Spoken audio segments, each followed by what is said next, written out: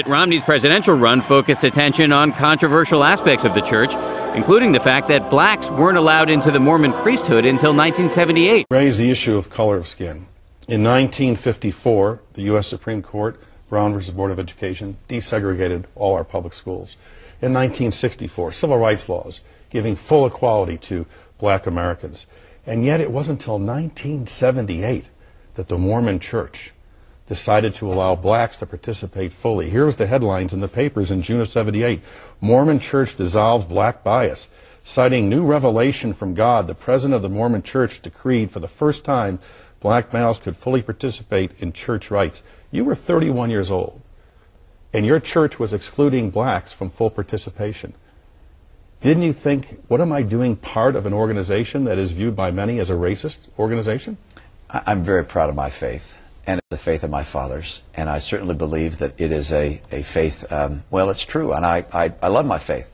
And I'm not going to distance myself in any way from my faith. Quickly to Mitt Romney. He's the former Massachusetts governor, Republican, who announced this week that he's going to be running. He's also a Mormon. And on Friday, in fact, someone heckled him in Florida, saying that he doesn't believe, he doesn't know the Lord, is the quote. Is his faith going to be a big hurdle for him politically? Polls certainly show that it is. He faces a lot of skepticism from evangelical Christians. When I spoke with him, I asked him how Muslims might perceive the Mormon belief that Jesus will return to the United States and reign personally here for 1,000 years. Our belief is, just like it says in the Bible, that the Messiah will come to Jerusalem, stand on the Mount of Olives, and that the Mount of Olives will be a place where there's the great gathering and so forth. It's the same as the other Christian tradition. Actually, we checked in with a Mormon spokesman who said that's not exactly true. They believe that the New Jerusalem is here in the United States, in Missouri, and that's where Jesus is going to come. Okay, George, very interesting to see that. But as the Mormons were trying to change their place in American life, the country itself was changing. The social and political upheavals of the 1960s put new pressures on the church, especially over its stance on race. I think the most damning statement came from one of the presidents of the church, the third president of the church, John Taylor. Basically, he said that the reason that blacks had been allowed to come through the flood of Noah, was so that Satan would have representation upon the earth. That black folks were here to represent Satan, and to have a balance against white folks who were here to represent Jesus Christ, the Savior. How do you damn a people more than to say that their existence upon the earth is to represent Satan? 1978, blacks could not become priests in the Mormon Church, right? That's correct. Why? Because the leaders of the church at that time interpreted that doctrine that way. Church policy had it that blacks had the mark of Cain. Brigham Young said, Cain slew his brother, and the Lord put a mark upon him, which is the flat nose and black skin. It's behind us. Look, that's behind us. Don't worry about those little flicks of history.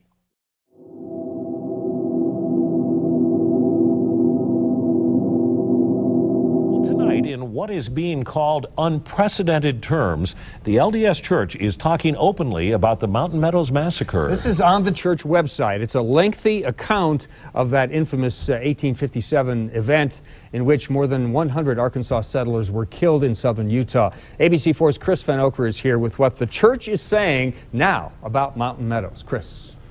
Well, Ross, here it is. Nearly 6 full pages, and it's all about the Mountain Meadows Massacre.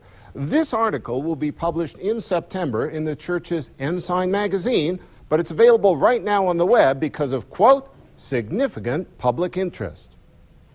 The Mountain Meadows Massacre remains one of the darkest moments in Utah and LDS Church history. 120 California-bound settlers were attacked and killed by Mormons and Native Americans. Ironically, it took place on 9/11, 1857. In the 19th century, to call someone a Mormon was akin to calling someone a Muslim terrorist. And while the LDS Church has expressed sympathy for the Mountain Meadows slayings, it hasn't always been anxious to talk about it.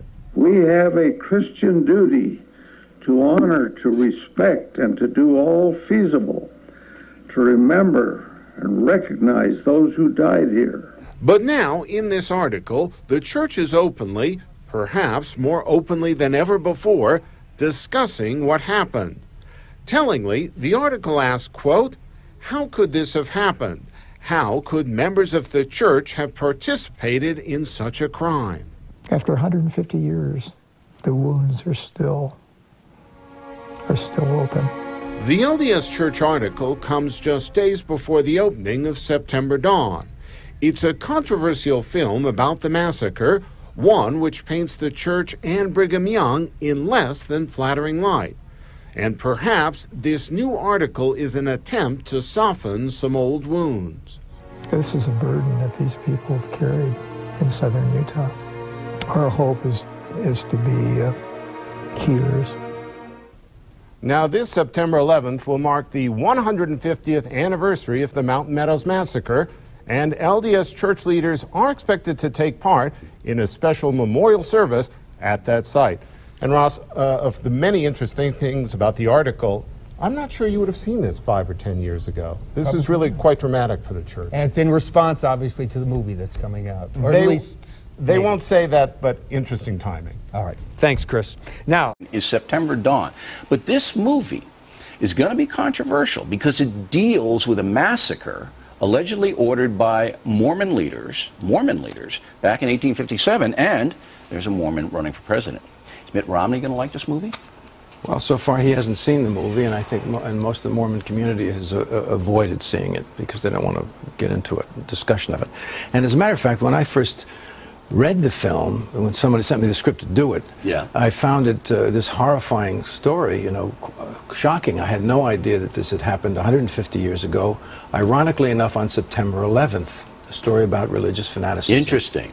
Yeah. So you have that connection. So what I saw in it was the ability to see the anatomy of religious fanaticism, using a religion as a rationale to murder people. And it was the basic premise is that the West was being settled in 1857, and people were coming across Utah. Right. And the Mormons didn't want them coming across Utah, right? Well, there was at that moment there was a lot of paranoia in the Mormon community. There were a lot of things going on in the Mormon community. Because President Buchanan wanted them to basically not have polygamy and all that kind of stuff, right? Many things were going on with them, and their characterization of this innocent wagon train of Christian people moving to California was such that they set to attack them, and they tried to get the Indians to do it, and then they took a hand and did it themselves. So it was 157 dead? 120 something. Yeah. All right. So I mean, I feel sorry for Mitt Romney in a way, as I don't think anybody should vote for anybody for religious purposes at all. Romney's a good man. He is a good man. He ran the Commonwealth of Massachusetts. Not an easy place. Irony is that Mitt speaks very eloquently about the dangers we face with religious fanaticism from the right. So the theme of the movie community. is religious fanaticism. It's a cautionary tale. Yeah. Okay. Yep. What you are seeing is an authentic first-time ever on film reenactment of secret Mormon temple ceremonies that even most Mormons have never seen, and those who have sworn never to reveal these secrets under penalty of death. The execution of the penalty is represented by placing the right thumb under the left ear, drawing the thumb quickly across the throat to the right ear, and dropping the hand to the side. All of us who've been through the temple have sworn solemn oaths consenting to having our throat slit and our heart and our vitals torn out. The execution of the penalty is represented by drawing the thumb quickly across the body and dropping the hands to the side. In the Mormon temple marriage, the partners are sealed to each other for time and all eternity in Mason-like rituals. And without this ceremony, no one can enter the presence of Joseph Smith and become a god. Pay, lay, ale. Brother Pratt, having authority, I wash you preparatory to receiving your anointings for and in behalf of John Kimball, who is dead, that you may become clean from the blood and sins of this generation. Sister Bradford, I wash you preparatory to you receiving your anointings for and behalf of Eliza Barrett. Eliza Barrett, who is dead, that you may become clean from the blood and sins of this generation. I wash your head, that your brain and intellect may become clear and active. Your eyes, that you may see clearly and discern between truth and error. Thousands of occultic ceremonies each day are performed for the dead, so that they too can receive the benefits of Mormonism. Mormons are encouraged to have encounters with the dead, and it's not uncommon for demons impersonating the dead to appear to Mormons stating that they've been converted to the Mormon church in the spirit world and now want their family history traced. Your loins, that you may be fruitful and multiply and replenish the earth, that you may have joy in your posterity. Your vitals and bowels, that they may be strong and healthy and perform their proper function. Your breast, that it may be the receptacle of pure and virtuous principles.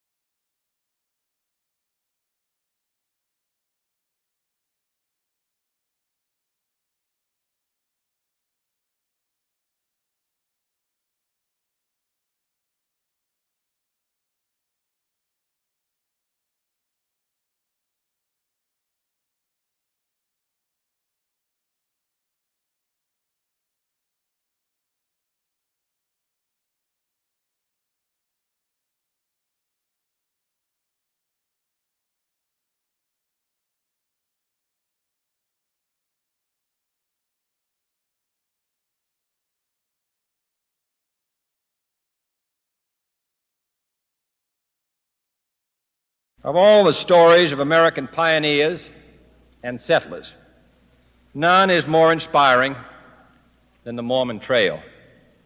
The qualities of the founders of this community are the qualities that we seek in America, the qualities which we like to feel this country has: courage, patience, faith, self-reliance, perseverance, and above all, an unflagging determination to see the right prevail. And let us remember that the Mormons of a century ago were a persecuted and prosecuted minority, harried from place to place, the victims of violence and occasionally murder, while today, in the short space of 100 years, their faith and works are known and respected the world around, and their voices heard in the highest councils of this country. As the Mormons succeeded, so American can succeed, if we will not give up or turn back.